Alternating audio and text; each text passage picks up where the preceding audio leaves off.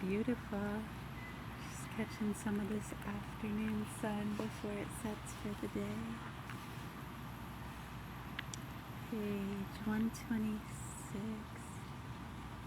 These are numbered. It starts over different. See, you go back and you're on page 308. Yeah. This is the works of George Eliot, donated by E.D. Headley.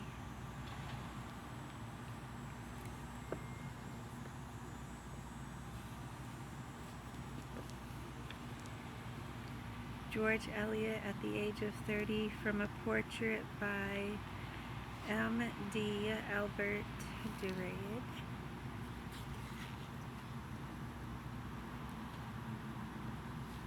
It's pretty cool. Bigelow Brown and Company Incorporated, New York.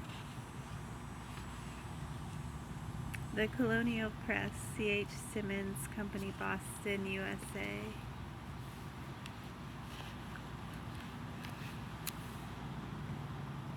Alright, page 308, we're going to read a little bit of this.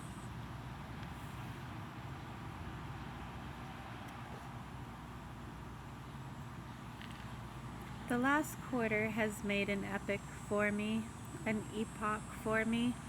by the fact that for the first time in my serious authorship, I have written verse. In each other we are happier than ever. I am more grateful to my dear husband for his perfect love, which helps me in all good and checks me in all evil. Which helps me in all good and checks me in all evil. More conscience than in him I have the greatest of blessings. More conscience that in him I have the greatest of blessings. I hope the wish that this new year may be a happy one to you. I hope the wish that this new year may be a happy one to you does not seem to be made a mockery by any troubles or anxieties pressing on you. I enclose a check which I shall be obliged if you will offer to Mr. Congreve, as I know he prefers that payment should be made at the beginning of the year. Good, thank you. Yes, I was having some sour grapes. I know, it's like...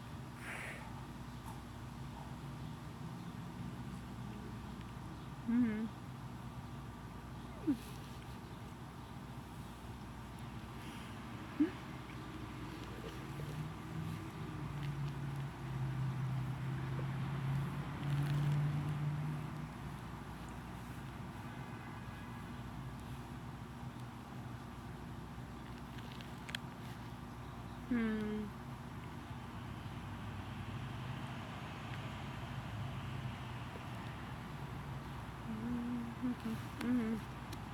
Those are so good.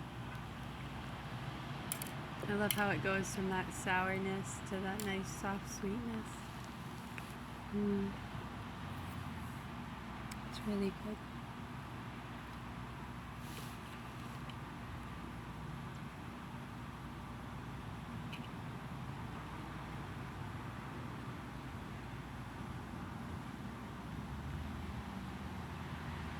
Breaking news, what?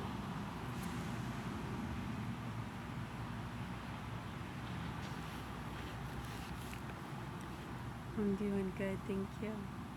You're welcome. I enclose a check to which I shall be obliged if you will offer to Mr. Congreve, as I know he prefers that payment should be made at the beginning of the year.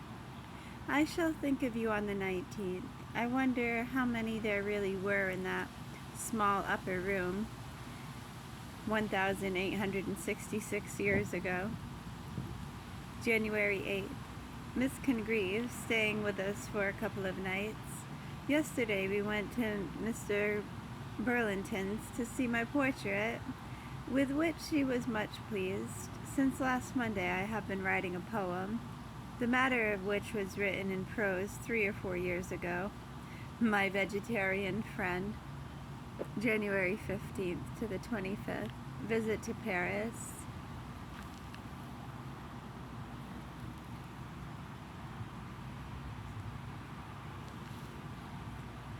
Are we not happy to have reached home on Wednesday before this real winter came? We enjoyed our visit to Paris greatly in spite of bad weather, going to the theater or opera nearly every night and seeing sights all day long. I think the most interesting sight we saw was Comte's dwelling. Such places that knew the great dead always moved me deeply, and I had an unexpected sight of interest in the photograph taken at the very last. M. Thomas was very friendly and pleasant to talk to because of his simple manners. We gave your remembrances to him and promised to assure you of his pleasure in hearing of you. I wish some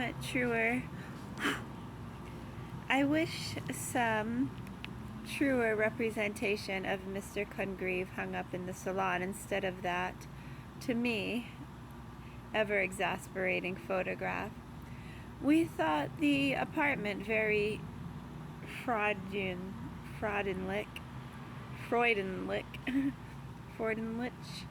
We thought the apartment very Freudenlich, and I flattered myself that I could have written better in the little study there than in my own. Such self-flattery is usually the most amiable phase of discontent with one's own inferiority. I am really stronger for this change. January 18th. Finished my poem on utopias. I suspect you have come to dislike letters, but until you say so, I must write, now and then, to gratify myself. I want to send my love. Least of all, the old messages shall have lost their scent, like old lavender bags. Since I wrote to you last, we have actually been to Paris. A little business was an excuse for getting a great deal of pleasure, and I, for whom change of air and scene is always the best tonic, am much brightened by our wintry expedition, which ended just in time for us to escape the heavy fall of snow. We are very happy, having almost recovered our odd tete,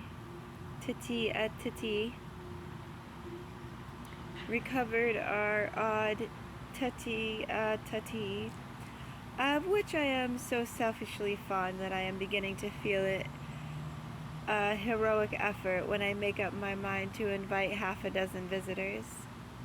But it is necessary to strive against this unsocial disposition, so we are going to have some open evenings. There is great talk of a new periodical, a fortnightly apparition, partly on the plan of the Revue des Mondes.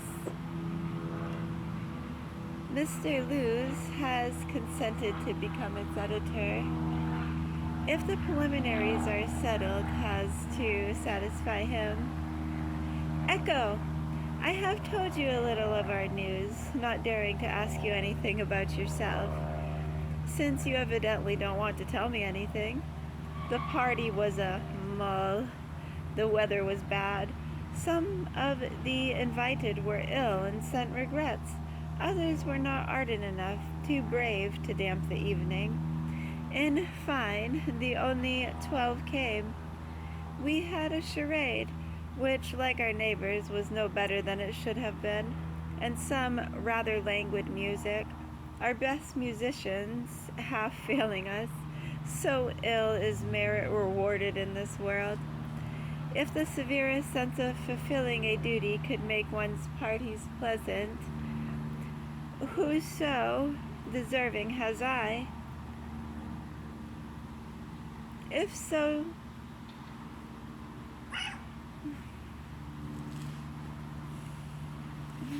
Trying to jump scare me? We'll pause there. It's getting close to supper time. Oh my gosh, look at the size of this sour grape.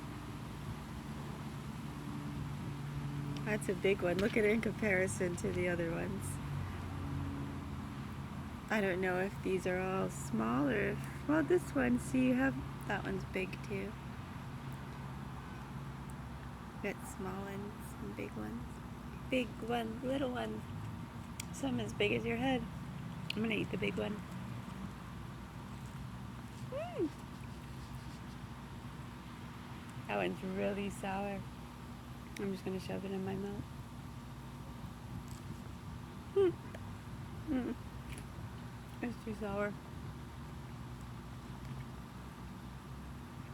No, that's too big too. Okay, I can do it.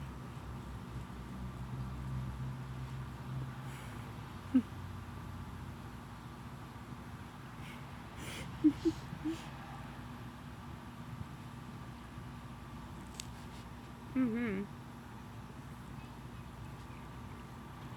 Nice and sweet now.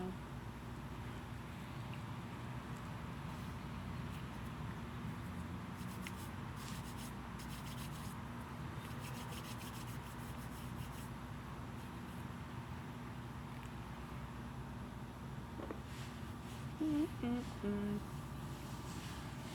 Yummy, yummy sour grapes. Mm-mm-mm-mm-mm-mm.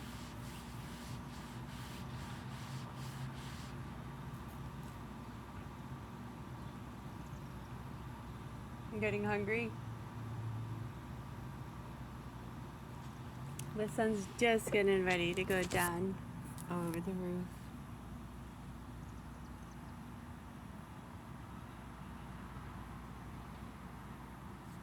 Yeah, it was on our legs when we came out, and now it's gone over there. That's our sign to go in. I'm eating another sour grape.